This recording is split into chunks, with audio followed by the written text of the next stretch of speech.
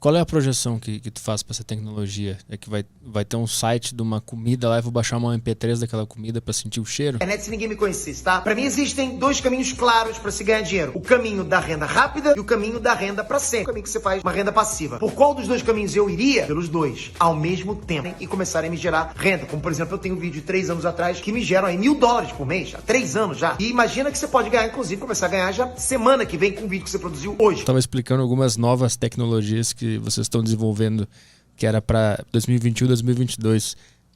Uma delas era conseguir sentir cheiro eletrônico. É isso? Quase isso. Como que é isso? O cheiro, na verdade, não é eletrônico. O que ocorre é que o nosso cérebro ele tende a pegar estímulos elétricos e transformar em sensações. Ou em sons, ou em imagens. A tecnologia, ela não é que ela faz com que o som seja eletrônico. Ele, na realidade, pega o arquivo de aroma e converte isso para um arquivo de som não audível. E aí é recebido pelo cérebro através do canal auditivo. Eu vou conseguir sentir um cheiro pelo meu ouvido. Pelo teu ouvido. Mas eu vou ter que estar usando alguma coisa também? Não precisa nada. É um arquivo de MP3. Então ele só precisa estar anexado a um vídeo ou uma imagem ou somente tocar o arquivo. Eu vou poder ouvir uma MP3 no meu celular e eu vou sentir um cheiro. Um cheiro, exatamente. Mas explica mais, como que isso vai acontecer? Então, lembra isso que eu estava falando do cérebro fazer essa conversão, né? Então o nosso cérebro ele não entende nem o que é imagem, nem o que é cheiro, som, nada. Ele não conhece isso, ele desconhece. Somos nós que sabemos o que significa cada coisa, porque a gente aprende ali por interpretação. Só que o cérebro, para ele não faz diferença nenhuma, são potenciais elétricos. Cada molécula tem um potencial elétrico, que faz parte do arquivo dessa molécula. É como se tudo fosse uma grande carta coringa, que pode ser usada para qualquer coisa. Não, é como se tudo fosse, por exemplo, uma nota musical. Tá. Entendeu? Então, algumas pessoas acabam tendo essa habilidade. Isso é uma habilidade, mas as pessoas acabam entendendo como um problema ou um transtorno, que é a sinestesia.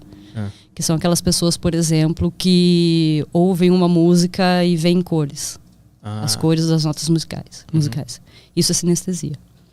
Então o nosso cérebro ele já realiza esse tipo de conversão. A diferença é que a gente não utiliza isso no nosso dia a dia.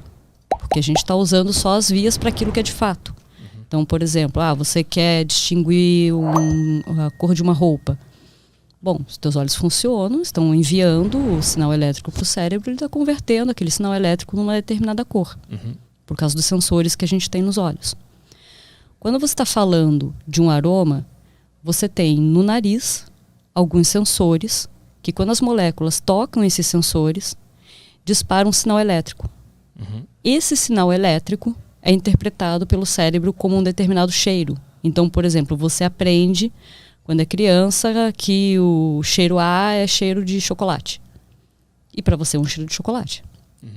Você aprendeu o que é isso. Toda vez que você sentir aquele cheiro, é um cheiro de chocolate. Então é por associação. Mas a associação é um potencial elétrico. O que a gente faz é só pegar o potencial elétrico e enviar, sem precisar da molécula. Então é como se a gente pegasse um atalho. Mas tu vai ter que criar um som específico para tu conseguir ativar isso no ser humano? É criado um arquivo específico, sim.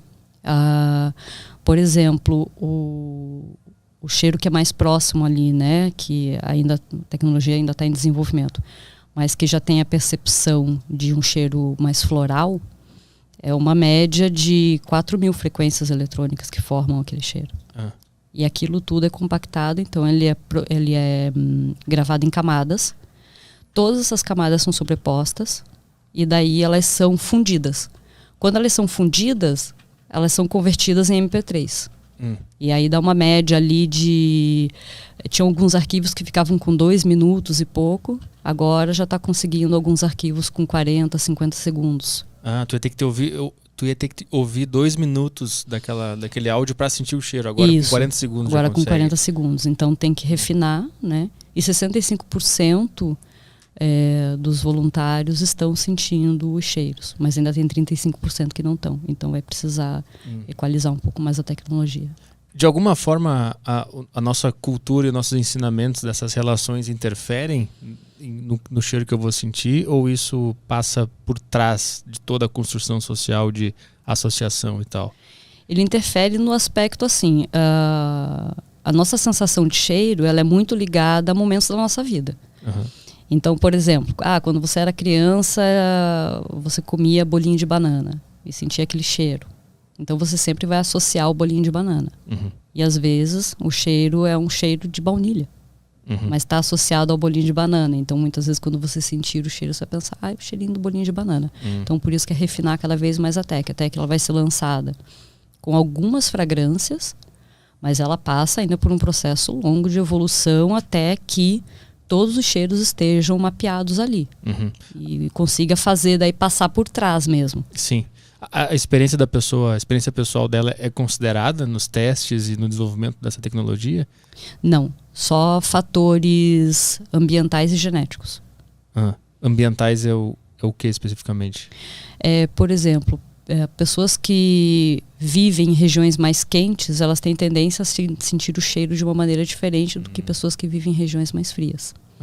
Então isso interfere. Tem que dividir o grupo, então. Isso, mas isso interfere no que diz respeito ao aroma. No que diz respeito ao potencial elétrico, não. O potencial elétrico ele sempre vai ser o mesmo, independentemente do indivíduo. Uhum.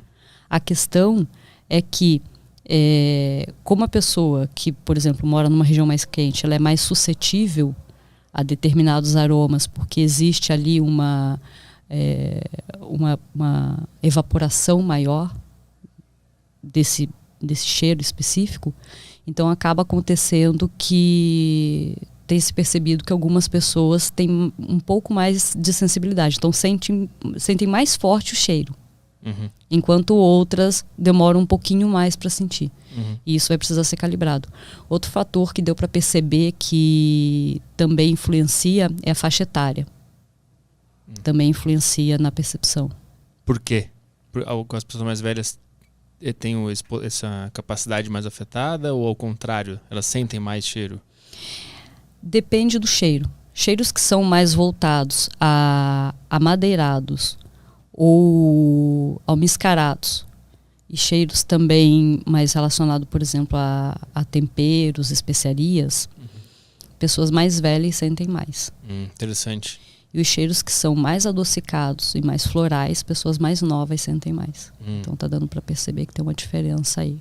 Qual é a projeção que tu faz para essa tecnologia? É que vai ter um site de uma comida lá e vou baixar uma MP3 daquela comida para sentir o cheiro? Você não vai precisar baixar. Sim, vai dar um play lá no vai site. só dar um direto, play, claro. Exatamente. Esse aí é o que tu vislumbra? Isso. O objetivo final. O objetivo final é esse. Exatamente. No iFood vou poder sentir o cheirinho também do negócio? Sentir o cheiro, ou quando você vai assistir um filme no cinema, além de você poder usar o óculos 3D, você também tem acesso a determinados cheiros ambientais naquele filme. Cara, e eu vou poder mandar um cheiro para um amigo meu? Vai poder mandar um Vou cheiro. Vou poder mandar. Cuidado com a sacanagem. Poder vai. Se estivesse falando no WhatsApp. Mas é que a captura desse cheiro, o que acontece? A primeira etapa, ela está no processo do sistema de conversão do aroma para o arquivo. Sim. Aí, depois que isso estiver lançado, a gente passa para a etapa de criar um gadget capaz de fazer a captação desse cheiro em um determinado ambiente. Então, por exemplo, você está na cozinha fazendo uma comida. É que uma pessoa sinta o cheiro. Aí você consegue fazer a captura. Tem que Mas já de começo ainda não. De começo não vai dar para você passar o cheiro do peixe podre, alguma coisa assim. Do banheiro. Tem que ser só os criadores mesmo do cheiro. Mas como é que se decodifica um cheiro do chocolate, por exemplo? Como é que tu faz para transformar isso em dados e informação? É utilizado alguns aparelhos, que daí eu não posso falar os aparelhos, porque aí eu entrego um pouquinho do segredo industrial aí da coisa. Tipo a fórmula da Coca-Cola, não pode falar. Tem algumas coisinhas que não dá para falar, mas tem 2 aparelhos que são utilizados, que são aparelhos que existem já, não foram aparelhos criados para isso. Esses aparelhos eles já fazem a captura da informação que a gente precisa. Então, a partir dessa captura é que daí tem uma equação. Essa equação ela vai fazendo o processo de conversão de um tipo de sinal para outro. E é ali que a gente chega no MP3. Então, só para você ter uma ideia, e para o pessoal que está ouvindo ter uma ideia, a gente passa por Weber, a gente passa por Gauss, então a gente vai passando na fórmula por várias conversões até chegar numa conversão que permita que a gente mescle acabe conseguindo fazer isso, de colocar em camada e prensar essas camadas, para ficar tudo mescladinho, o sabor ficar mesclado.